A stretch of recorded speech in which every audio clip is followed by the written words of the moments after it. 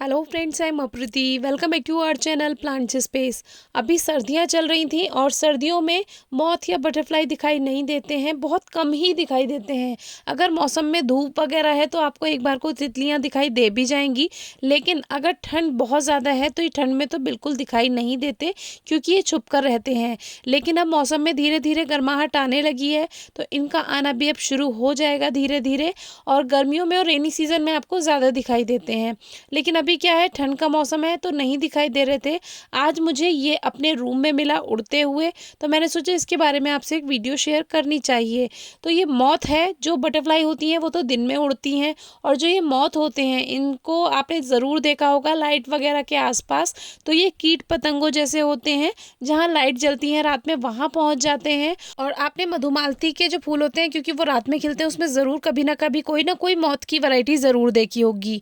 तो ये जो है ये झटपटा रहा था, मैंने इसको पकड़ा इसको रिलीज़ करने के लिए, लेकिन फिर मुझे लगा कहीं इसके पंख ना टूट जाए। मैंने इसको सेफली रखा और इस तरह से, और फिर मैंने इसको बाहर रिलीज़ कर दिया, क्योंकि ये घर में रहते हैं तो ज़्यादा सही नहीं है। वैसे तो जो मॉथ होते हैं हर तरह के होते हैं, हाउस मॉथ भी होते हैं, और ये ब्राउन मॉथ है।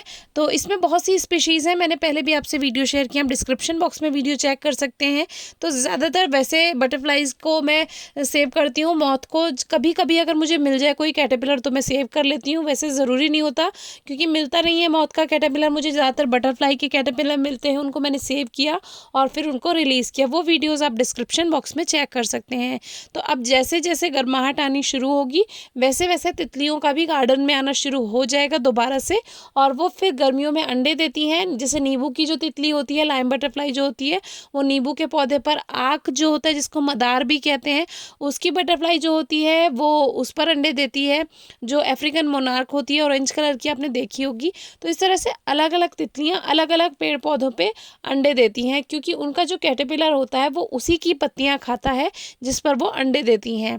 तो इसीलिए उनको पहचान रहती है। हमें सेव करना आना चाहिए बटरफ्लाइज को, क्योंकि ये जो कैटरपिलर्स हैं ये केवल पत्तियां ही खाते हैं और उनसे तितलियां बनती हैं, और जो मॉथ वाला कैटरपिलर होता है उससे मॉथ बनता है। बहुत से लोग मॉथ को ही बटरफ्लाई समझ लेते हैं, जिनको पता नहीं होता है, लेकिन ये दोनों अलग अलग होते हैं। इसका नाम आपको सुनने में थोड़ा अजीब लगेगा, लेकिन इंग्लिश में कहते हैं MOTH मॉथ। तो इसको और इसमें और बटरफ्लाई में डिफरेंस होता है, दोनों अलग अलग हैं, लेकिन एक तरह से पॉलिनेटर का ही काम करते हैं ये भी।